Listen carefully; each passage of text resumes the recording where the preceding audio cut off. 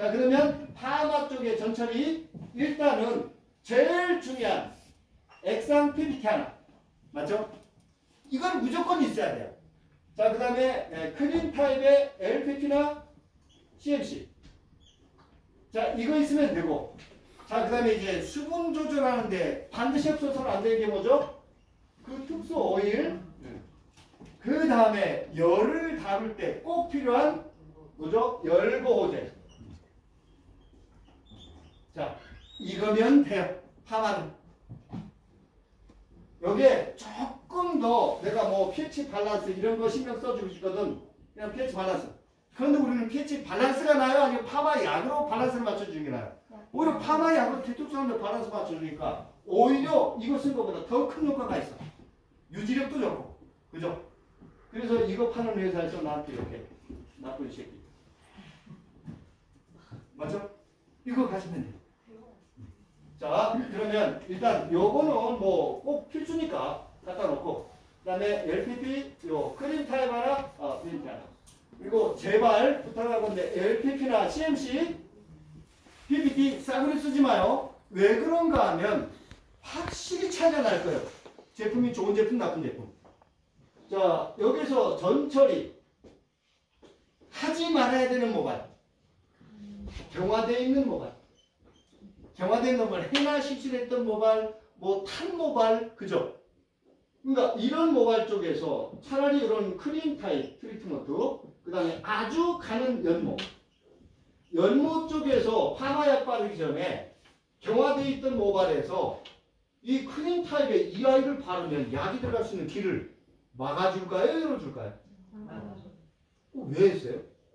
오히려 약이 들어갈 수 있는 길을 우리는 샴푸를 해버리는 건데, 약 바르기 전에. 샴푸하기 전에 우리 이걸 발라서 약이 들어갈 수 있는 길을, 특히 가는 연모 쪽에서 크림 타입 트리트먼트 잘못 써버리면 써주고요 뭐고 약이 들어갈 수 있는 길을 막아버린다니까요. 세상 바보지. 모발이 딱딱하게 경화되어 있는 모발에 머릿결 좋아지고 과잉화되지 말라라고 거기다가 트리트먼트 바르는 사람들이 어디 있어요? 그죠? 오히려 약의 양을 갖고 조절하셔야 된다 말이에요. 전처리는 솔직히 의미 없어요. 우리 건강한 모발도.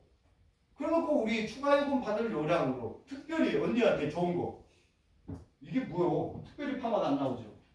자, 그래서 전처리보다 중요한 건 중간처리죠. 중간처리. 자, 중간처리는 대부분 과연화가 발생됐을 때, 맞죠? 그러면 과연화가 조짐이 보일 때. 자, 이제 그게 언제쯤인지 아시겠죠? 이제 그 상황에 따라 다 다르잖아요. 염색을 자주 했던 모발들, 그 다음에 탄머리들, 그 모발 상태에 따라서 제가 그랬잖아요. 마지노선이라고요. 이 단계를 넘어서면, 약으로 이 단계를 넘어서면 파마 약으로 할 수 있는 게 한계가 있다. 하지만 가는 면모, 탄머리, 탈색된 모발은 그 선이 있거든요. 거기까지 계속 밀어붙여야 돼요. 파마 약으로. 그러니까 자지러지니까 우리는 뭐 그게 과잉화가 됐는 줄 알았었거든요. 오히려 죽은 척을 했다라고 제가 표현하는 게 바로 이거였었던 거예요.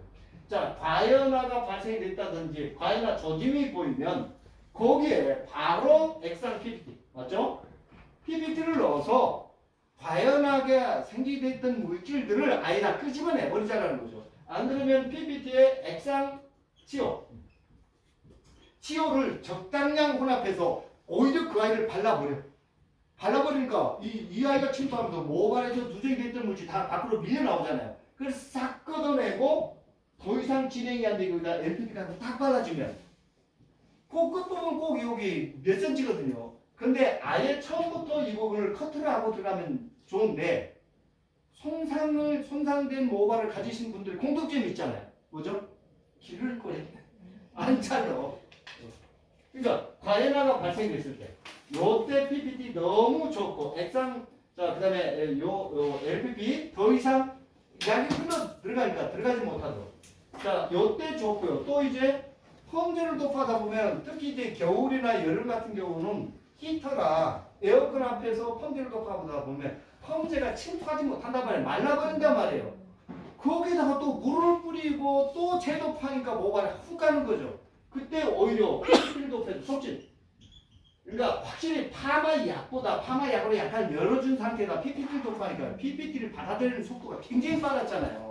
그때 같이 묻어들어가기 하기 위해서 그때 이 아이들을 꼭 활용해 주시라는 거죠. 그죠?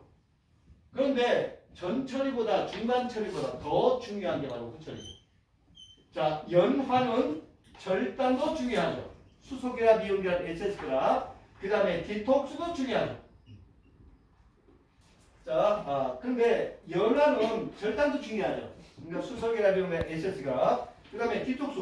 그러니까 특히 헤나, 매니큐어, 그 다음에 브라질리안 트리트먼트, 그 다음에 이제 트리트먼트로 오래 썼던 계면활성제 누적이 돼 있던 것들, 오히려 그 모발에서 우리가 파마를 하면서 걷어낼 생각하니까 이 수업에 들어와서 가장 조금 특이했던 게 뭐냐면 연화를 두 번 보는 것, 모발에 누적이 돼 있던 걸 끄집어내는 것, 그리고 치유의 재발견. 맞죠? 그걸 해주는 게 디톡스. 근데 절단도 중요하고 디톡스도 중요하지만 체온도 중요하죠. 비워진 부분에 채울 수 있는 가장 좋은 상태가 연화가 되어 있는 상태. 그러니까 저는 전처리 거의 안 해버리잖아요. 파마 약의 양이나 수분 양을 갖고 조절하잖아요. 거의 뭐 원터치로 다 들어가 버리잖아요. 그죠? 그래서 끝머리 쪽은 제가 손바닥에 손등에 도구되어 있는 약만 가지고 조절하잖아요. 그 중간 처리는 이렇게 대부분 과외나 촉진을 시켜줄 때. 그런데 제가 꼭 약을 바를 때 그 자리에 딱 지켜져 있고 헹굴 때 반드시 제가 쫓아가잖아요. 두 번째. 왜? 채우기 가장 좋은 상태가 모든 연화가 끝난 상태. 1차, 2차 연화 끝내고 깨끗하게 헹군 상태. 그죠?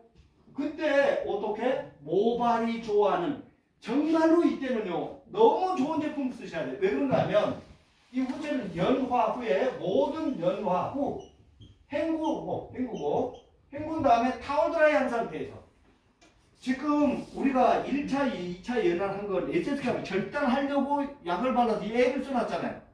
그런데 싸구려 LPP나 PPT를 써버리면 너무 매끄럽기만 한 것들. 그럼 매끄럽기만 했던 것들이 뭐죠? 실리콘 아니면 뭐죠? 양이온 계면활성제잖아요. 이 아이가 절단된 SSK랑 사이에 들어가 버리면 아마도 분명히 연화가 잘 됐는데 과하게 트리트먼트를 바르니까 컬이 확실히 더졌던 적이 있었을 겁니다. 맞죠?